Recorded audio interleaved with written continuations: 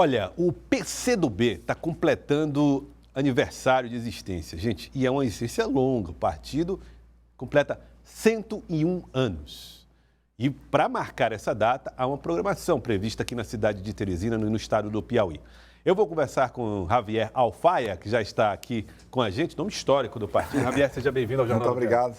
Muito obrigado a você por aceitar o nosso convite. Eu que agradeço. Bom, o primeiro Javier Alfaia é uma origem... É que minha família é espanhola, de origem espanhola, então usa-se essa pronúncia. Mas eu sempre brinco, alfaia é um nome bem, inclusive, bem... As alfaias são aqueles cofrezinhos que se usam nas igrejas.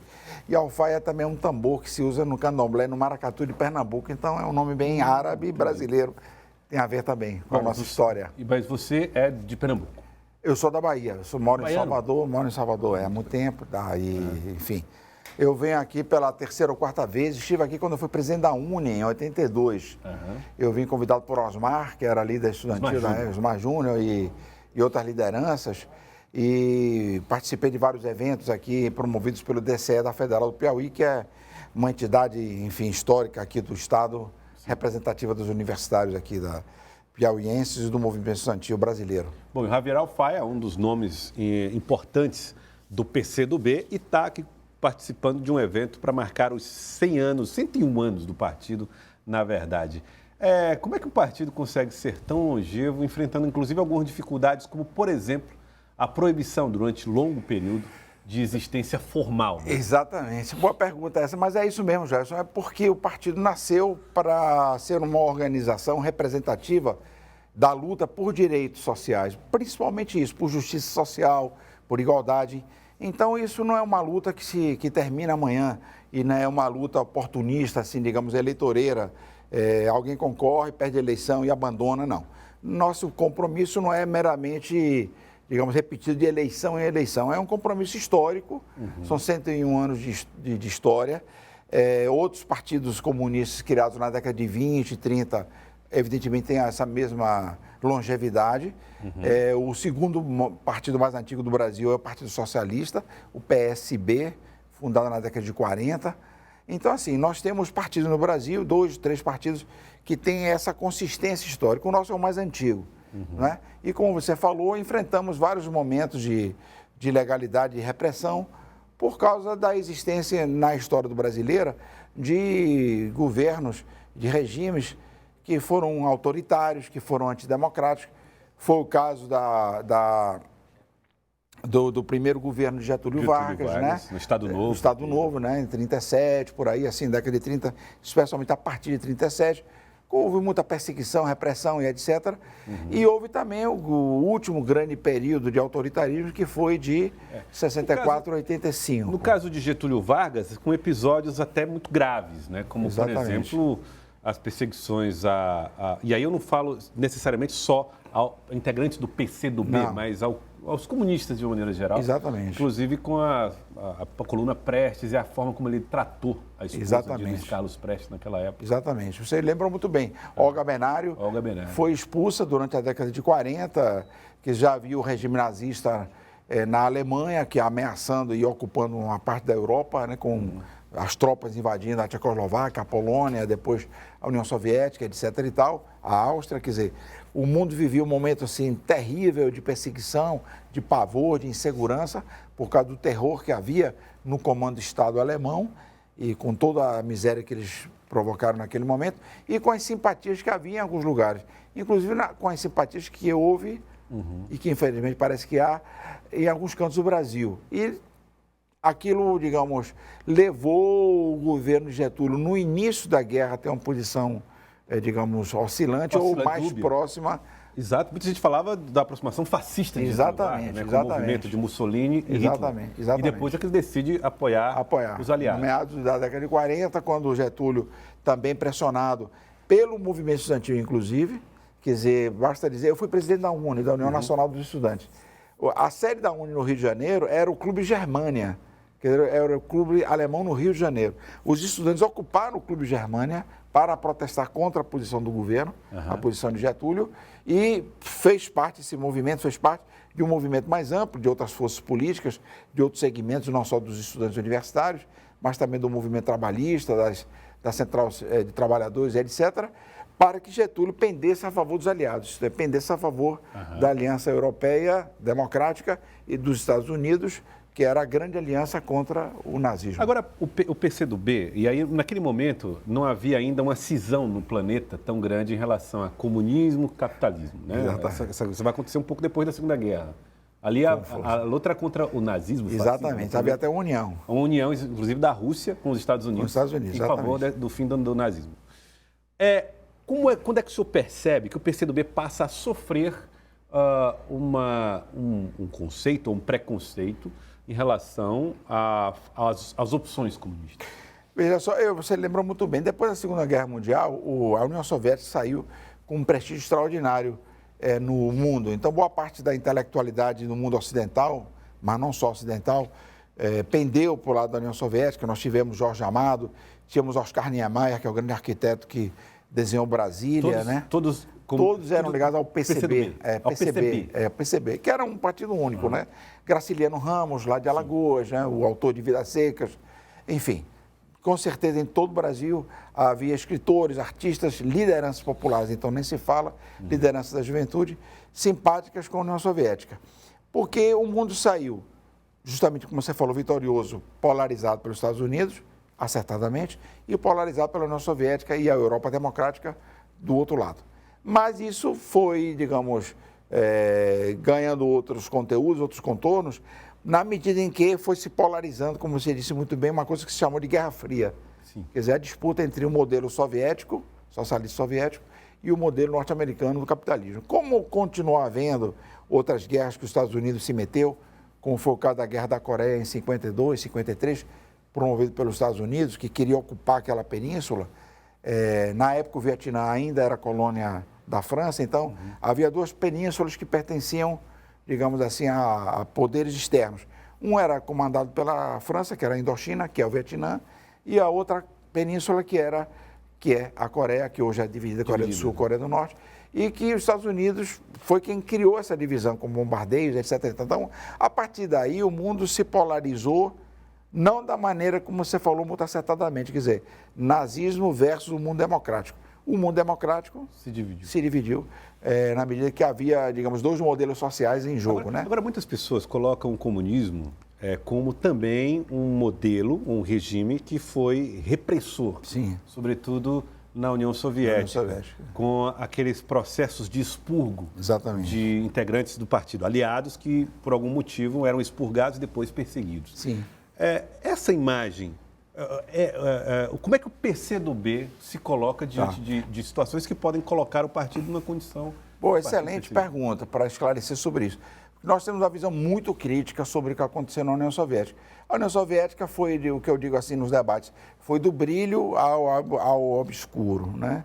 Foi da realização extraordinária e inédita para a humanidade em algumas áreas, justiça social, igualdade entre homens e mulheres, equilíbrio entre o campo e a cidade, planejamento das cidades, desenvolvimento tecnológico, mas, ao mesmo tempo, em determinados episódios, e especialmente, como você falou muito bem, no chamado processo de Moscou, em 37, 38, e mesmo depois da Segunda Guerra Mundial, em 46, 47, a União Soviética adotou uma política que nós consideramos completamente equivocada, de tentativa de controle do mundo, da vida cultural, da vida intelectual, o que incluía a ciência, o que incluía as artes, o que incluía a cultura, e isso levou a uma série de crises, inclusive a crise do próprio modelo soviético. Porque então, o PCdoB não apoia tudo o que foi a União Soviética? Não, de forma alguma. Nós somos isso, e eu não digo isso para agradar ninguém, digo que isso está escrito nos nossos textos, né, oficialmente. Basta ir no site lá, do www.pcdob.org.br, e vocês verão, quem tiver interesse,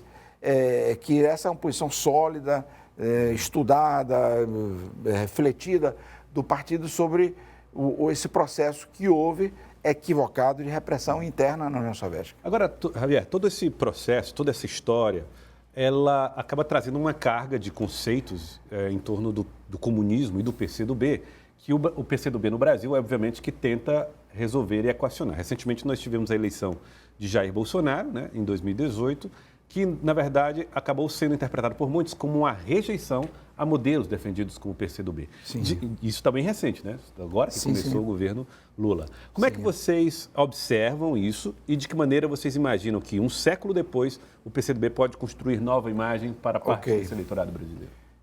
Então, excelente pergunta também. Quer dizer, nós estamos hoje, já há algum tempo, aliás, mas hoje com muita explicitude, assim, participando de um esforço coletivo, eu chamo de mutirão democrático, né? Esse mutirão que é o PT, é o PSB, é o PDT, é o PCdoB, é o Partido Verde, é o Solidariedade, são outros partidos que integram a base do governo Lula, estando na federação. Organizado em federação. Em federação e os fora da federação que são aliados, dentro de um projeto. Eu acho que o mundo aprendeu, os comunistas aprenderam e outros aprenderam, que não dá para levar a vida, vou simplificar as coisas assim, não dá para levar a vida sozinho, entendeu? A gente não caminha sozinho.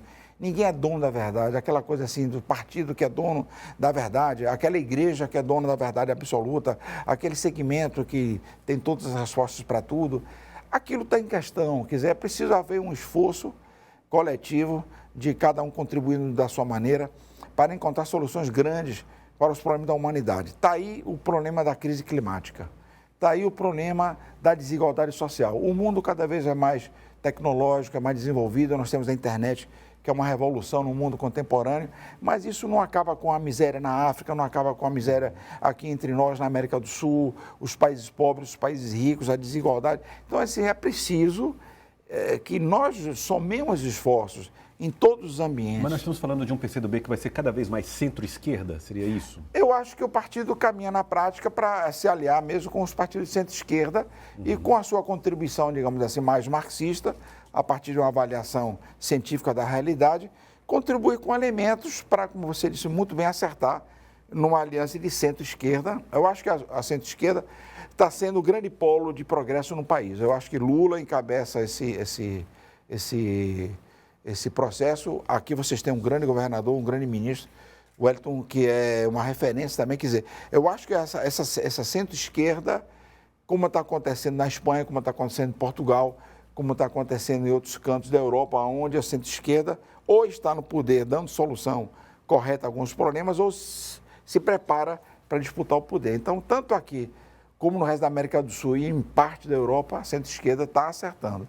Eu acho que é a solução mais imediata a curto prazo, é essa solução mesmo. Olha só, nós estamos com isso. Interessante você falar sobre isso, que muita gente vê como o PCdoB como um partido radical de esquerda. Não estamos aqui para fim de criar problemas para soluções que têm que ser coletivas. Eu acho que temos que estar sem arrogância de ninguém, nem nós queremos ser os donos da verdade, nem queremos que ninguém seja dono da verdade. Temos que ter uma postura democrática, franca, como, por exemplo, tem sido essa entrevista aqui. Quer dizer, não é todo lugar que recebe um representante do PCdoB para uma entrevista assim, franca, como nós estamos tendo aqui. Então, essa relação, que aqui é uma relação de jornalismo, de comunicação, é uma relação que nós queremos também no mundo da política. Bom, e vai ter uma atividade, né, para marcar os 101 anos do PCdoB no Brasil, aqui no Piauí, inclusive com o lançamento desse livro que fala do centenário do partido. Vai ser lá na Associação dos Docentes da Federal do Piauí, da ADUFP, né? Na ADUFP, exatamente. Que fica ali na Avenida Universitária, na zona leste de Teresina. Vai ser que horas? Às 17 horas, 5 da tarde. Vamos ter um ato político, a apresentação do livro. Vai ser uma coisa bastante simpática, leve. Convido todo mundo para ir lá. Não é um comício, é uma reunião de amigos, de gente que tem interesse pelo partido ou pelo... Uma celebração mesmo. Uma celebração, você disse corretamente. E eu vi que o livro são vários autores, né? Na verdade é um livro organizado com vários trabalhos, né? Falando um pouco da história do partido. E tem esse outro aqui, que também vai estar disponível lá, né? Que é de poesia. Festa de Pão e Rosas, 100 anos de lutas e poesia. Exatamente. Isso aí é uma coletânea de poesia, que um grupo de companheiros nossos que são poetas, esse grupo é de gente poeta, que faz produção poética mesmo, fez uma chamada internacional e tem poemas da França, tem poemas de Portugal, da Argentina, da Colômbia, de Cuba, enfim, de vários países, várias pessoas mandaram poesias, poemas. E daqui, evidentemente, quase todo o Brasil, gente que mandou poemas para poder contribuir. Aqui é uma espécie de relato histórico, né? E ali é uma espécie de relato poético. Poesia e prosa. Exatamente. Tá certo. Você acertou. Então, eu quero agradecer. Há um terceiro livro que é de minha autoria e eu não trouxe, me esqueci. Logo o meu eu esqueci. Que é sobre, se chama Arte, Política Cultural e Cidadania. Você está tão preocupado com as causas coletivas que esqueceu da sua. Exatamente. Eu sou arquiteto, tenho muita relação com o mundo artístico e cultural e fiz um livro sobre essa questão da política cultural. Política cultural. Exatamente. Dentro do pensamento... Do partido e não só do partido, né? Hoje nós temos Margarete Menezes como ministra. Sim. Ontem Lula lançou uma nova política cultural lá no Teatro Municipal do Rio de Janeiro. Então é preciso discutir, porque a cultura é parte fundamental e estratégica do processo de progresso e desenvolvimento do país, né? Não é um entretenimento supérfluo, é um processo consistente que envolve comunicação, que envolve tradição, envolve patrimônio, envolve o IFAM, envolve o futuro escritório de cultura que vai ser criado no Piauí e nos outros 26 estados do país. Enfim, nós temos novidades aí na área da cultura, que eu nem sei tudo direitinho, porque foi ontem de noite, foi lá no... Foi uma participação que Lula teve por via virtual, mas foi um ato bacana, que dá traz novidades de fato, digamos, sendo redundante, novidades novas, para a área da cultura. Né? Javier, queria agradecer sua presença aqui. Eu que te agradeço, Gerson. Muito obrigado. Parabéns pelo trabalho de vocês. Muito obrigado. Pela democracia de vocês. Muito obrigado. Obrigado pela participação e parabéns ao PCdoB, 101 anos de existência.